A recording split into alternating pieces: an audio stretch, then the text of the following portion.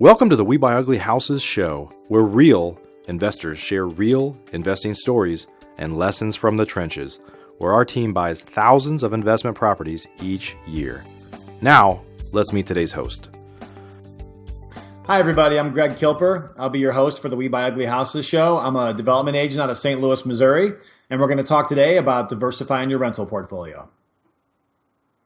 So diversification in the rental portfolio is something that most people probably don't prepare for when they're first getting into the rental business.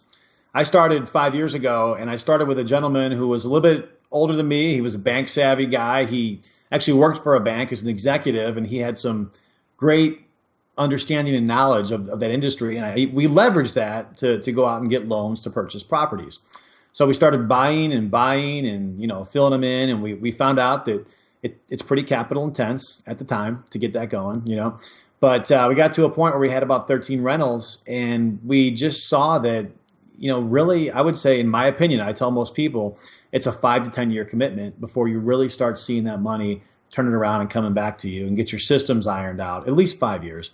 So once we kind of realized that, because we were both new to the rental game, I had some personal, but not as a business, we decided that it wasn't really going to fit his time frame, so we started selling some of those rentals off. Wonderful guy, great partner, and we have a great relationship right now. But we started winding that down, and that was probably 3 years ago when we started winding down.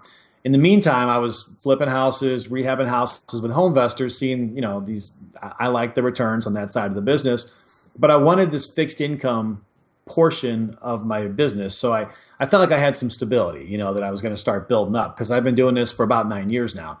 So about 3 years ago, I met a gentleman. He was getting his PhD, and he wound up getting into real estate. I saw what he was doing because I was selling him properties, and I started seeing, he was working through these things, and some in creative ways whenever he got into them, but most of them he was just holding, regular and making great returns on. I said, wow, I want to start doing that. So I started buying rentals with him, and we went out and we added a lot of rentals quick. And one thing that I was probably naive to 3 years ago was that the rentals, they're not really a fixed income. They can be, but they're not like, it's not a bond. So it is a business. So when you get into it, you've really got to have, especially when you start ramping up to like 20, 30 and above, you've really got to have systems, and you got to have pieces in place.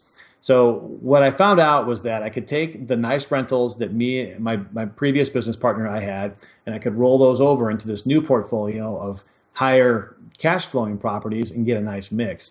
So I think it's important. Most people, when they get into the business, they're chasing those returns and they go into the higher cash flow areas, but sometimes you have more management intensity, and a lot of times you can have a higher police presence. So as long as you have the systems in place to deal with that, you can make some great cash flow off the high cash flow properties. But I think once you're in it for a little while, you start to realize if you go out, get some debt, and buy these nicer, higher price point properties, you'll actually see more appreciation.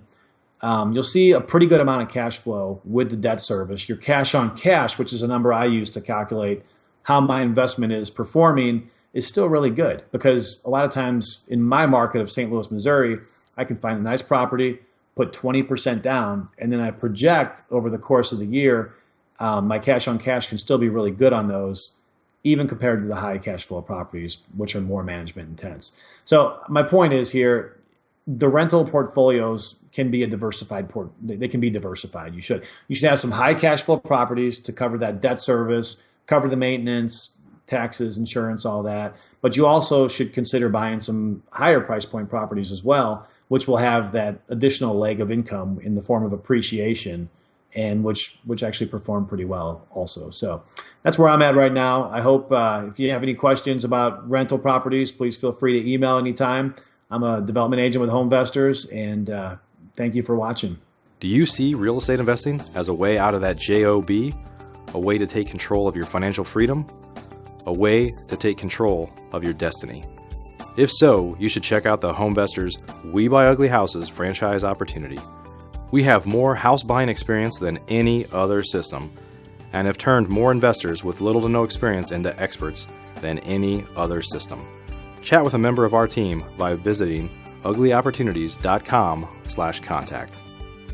Learn more from the We Buy Ugly Houses show and amazing Home Investors team by watching more shows at uglyopportunities.com/show, or by finding us on iTunes or Stitcher Radio.